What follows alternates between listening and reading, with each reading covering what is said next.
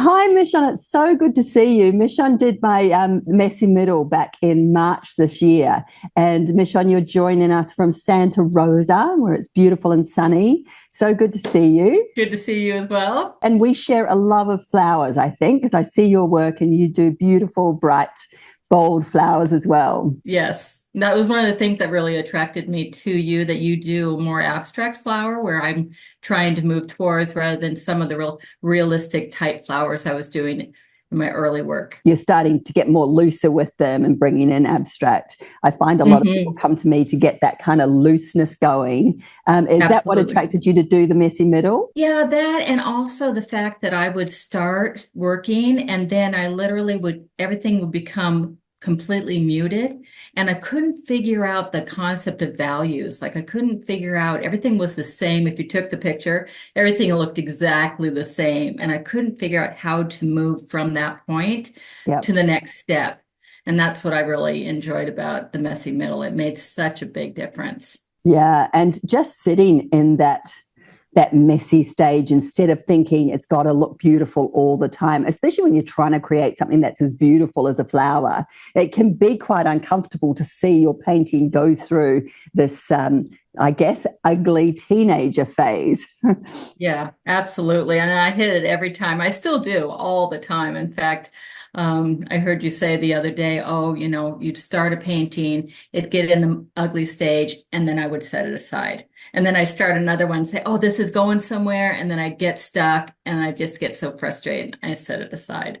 And I like the fact that with the course, I I don't know what it was. I don't know if it was bravery or just having a little bit of steps of what to do next that helped me get past it. And I don't, do it every single time, but it gets easier each time. I can look at something and think, oh, okay, there's a trick here. There's a technique I can try. And one of the things I also really liked were, um, try different things on the same painting, like maybe a smaller brush or a piece of charcoal or the back of a stick or whatever that would help kind of break it up.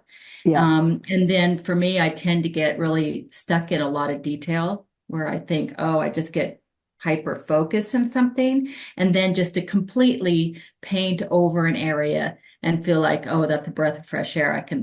I know what to do. I can try something new again. So it makes a big difference just having those little tips that can help you break out of kind of the narrow focus. What was it, do you think, that enabled you to get right through? I know that a lot of people buy online courses and it's Mm. hard because you're in your own studio to kind of keep up the momentum, but you stayed, you were there, you were participating the whole way through, which was beautiful. What was it? Was it the structure of the course or the material? You have a really great ability to teach people through the airways, so to speak. I mean, you're just very personable, you're kind, you are very generous in how you share your information. That makes it easy to be really vulnerable and ask a lot of questions. Because I feel when I'm painting, it's very vulnerable. I feel like I'm exposing myself quite a bit. And so to have you like on the other side, you feel like you're holding our hand, and it's a really beautiful thing. So I'm so glad you feel that because I really do genuinely love teaching people. And it's what I love also is connecting with people in all different places in the world and getting to know. Oh, I do too. And that's Yeah. what's great about the class also is the fact that there's people from Europe and US and Australia and everybody, and we're all on different time zones, but you get a connection, especially the people who share. Yeah, and that's another point about the course. There were participants like you who wanted to put their work out there, who wanted to be vulnerable and come online and get the coaching. And I heard from other participants that were a little bit less wanting to come on, that they learned so much from those of you that did. You have a great way of like working with muted colors, and I really enjoyed kind of thinking outside of the concept of, oh, you just use these bright colors every time. And I've been working a lot with whites and blacks and mud, as you call it. And that's been really exciting because the things that are happening, it feels like it's really slow, but I know it's in the direction I want to go. So It's those muddy bits that bring all the color palette together.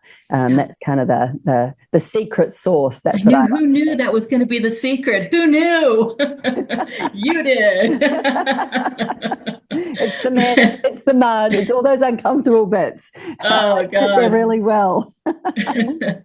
Well, thank you so Absolutely. much, Michon. I really appreciate you coming on and talking about the messy middle. And Oh, enjoy you're your welcome. beautiful summer evening, Sunday summer evening. Thank you.